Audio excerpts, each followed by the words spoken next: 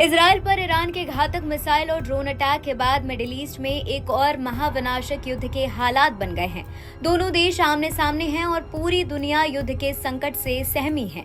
इस बीच यूएन अब इस युद्ध को टालने की कोशिश में है। इस कड़ी में संयुक्त राष्ट्र महासचिव एंटोनियो गुटेरेस ने एक रिमाइंडर जारी करते हुए वार्निंग दी है।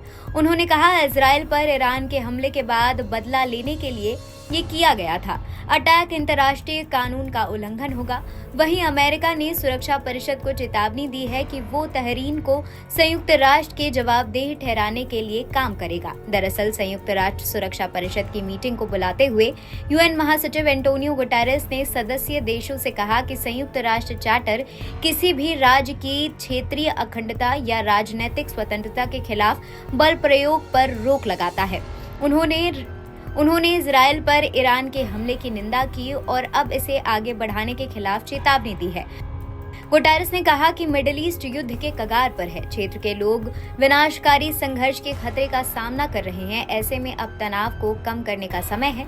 इस बीच संयुक्त राष्ट्र में उप अमेरिकी राजदूत रॉबर्ट वुड ने ईरान के हमले की निंदा करने का आह्वान किया। उन्होंने कहा कि सुरक्षा परिषद का दायित्व है कि वो ईरान के हमले पर एक्शन ले।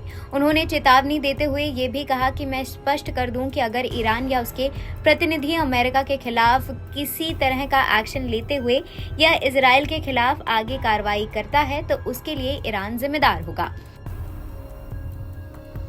आपको बता दें, ईरान ने शनिवार को आधी रात को इजरायल पर 200 से ज्यादा ड्रोन और मिसाइल से अटैक किए। इसके बाद से युद्ध के हालात बन गए हैं। इस हमले के बाद अमेरिका, ब्रिटेन और अन्य देशों ने ईरान की निंदा की। अमेरिका ने इजरायल की सुरक्षा को लेकर प्रतिबद्धता जताई और इजरायल की रक्षा की बात की। दूसरी तरफ इजरायल ने भी आक्रामक रुख अपनाया था।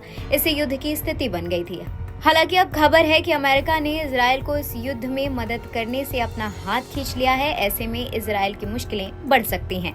इस बीच ईरान ने इजरायल हमले पर संयुक्त राष्ट्र में बताया कि हमारे पास इसके अलावा कोई विकल्प नहीं था।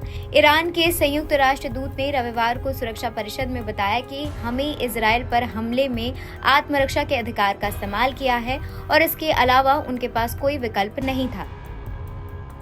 इस महीने की शुरुआत में दमिश्क में ईरानी वाणिज्य दूतावास पर इजरायल के हमले के बाद अमीर सईद इरावनी ने कहा था कि संयुक्त राष्ट्र सुरक्षा परिषद अंतर्राष्ट्रीय शांति और सुरक्षा बनाए रखने के अपने कर्तव्य में विफल रही है। दरअसल ईरान में ये कदम सीरिया की राजधानी दमिश्क में अपने दूतावास पर इजरायल द्वारा किए गए हवाई हमले के जवाब में उठाया था।